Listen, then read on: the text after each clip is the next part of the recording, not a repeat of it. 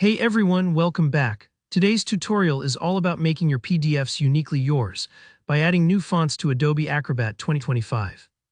By the end of this video, you'll know exactly how to download, install, and use any custom font in Acrobat or Adobe Reader.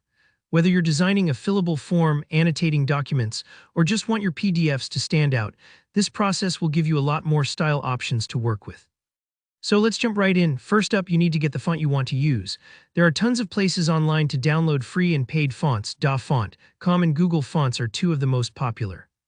Just open your browser, head to your preferred site, and browse through the choices until you find a font that fits your project. Let's say you're looking for something professional like Roboto from Google Fonts, or maybe something more creative from DaFont. When you find your font, download it. Usually there's a big download button. The font will probably come as a zip file if you're downloading a bundle or a single file for smaller fonts. Once the font's downloaded, you'll want to check if it's inside a compressed folder, like a zip file. This is pretty common because zip files make transferring fonts easier and faster. You can double-click the zip file on Windows or Mac. It'll usually open up a small window where you can extract or unzip the contents. Just drag the font files. These will usually end with TTF or into a regular folder so you can easily find them. Take your time with this step and make sure you know where the unzipped files are because you'll need them for the next part. If you're seeing a folder with several font styles like bold or italic, that's great. Install all the variations you need for your work.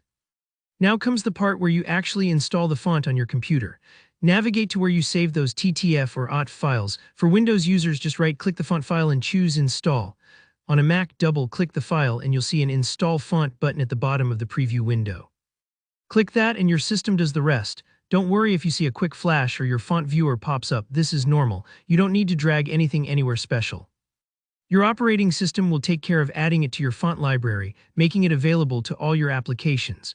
If you're installing multiple styles, you can select all the font files and install them in one go. Saves a few clicks. Once your font is installed, there's one final detail. You'll need to restart Adobe Acrobat plus any other open Adobe apps to make sure the new fonts show up in your font list. Adobe programs only check for available fonts when they first start up, so if you skip this step, your new fonts might not appear right away. Just close Acrobat completely, then relaunch it. The next time you go to format text, whether it's in a text field, annotations, or a form, the new font should be available right there in the font dropdown.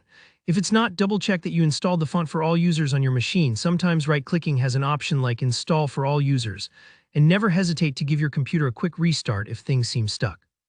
And that's all there is to it. Not too tricky once you know what to look for. Adding custom fonts can really elevate your PDF projects, whether you're making business forms or just adding a personal touch to your documents. If this helped, give the video a thumbs up and let me know in the comments if you ran into any issues or have a favorite font you use.